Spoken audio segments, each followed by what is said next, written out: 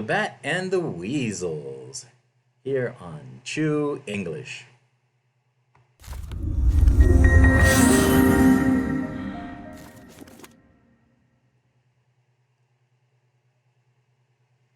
Aesop was an ancient storyteller from ancient Greece.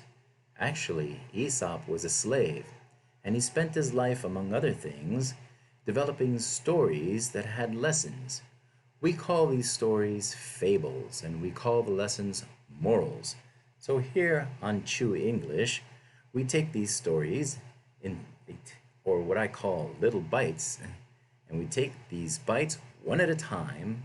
We learn these stories, we read these stories, and we learn them, and we tell them.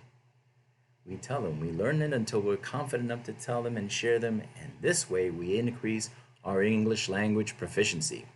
So, let's take a look at the story for today. One of Aesop's fables, The Bat and the Weasels. Now, I've highlighted some vocabulary here for us to review. So it's a good idea always to take a look at your vocabulary. I see that the Chew English logo is taking up a little room, so let me just put it to the side here so that it's out of the way. That little logo, I'm going to fix that so it's not a problem later on. All right. Now, a bat who fell upon the ground and was caught by a weasel pleaded to be spared his life. A weasel is a little animal. It looks like a mongoose or a mink, and it is a carnivore. A carnivore is an animal that eats meat. And this weasel found the bat on the ground, and so the bat pleaded. He begged for his life. He pleaded to the weasel to spare his life. So the weasel refused, saying that he was by nature the enemy of all birds. The bat assured him that he was not a bird, but a mouse, and thus was set free. Shortly afterwards, the bat again fell to the ground, and was caught by another weasel, whom he likewise entreated not to eat him.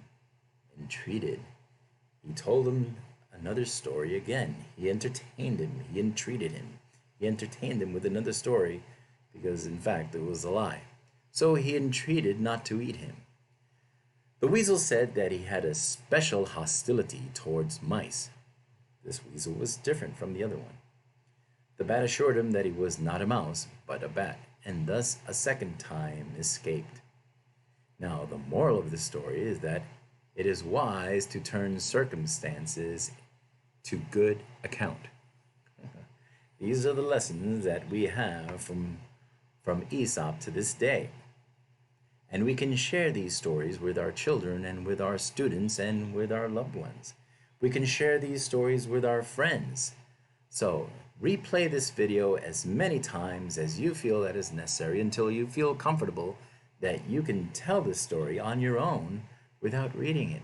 But make sure you understand what you are saying. All right? So I've enjoyed my time here on Chew English, and I hope to see you next time. But until then, bye-bye.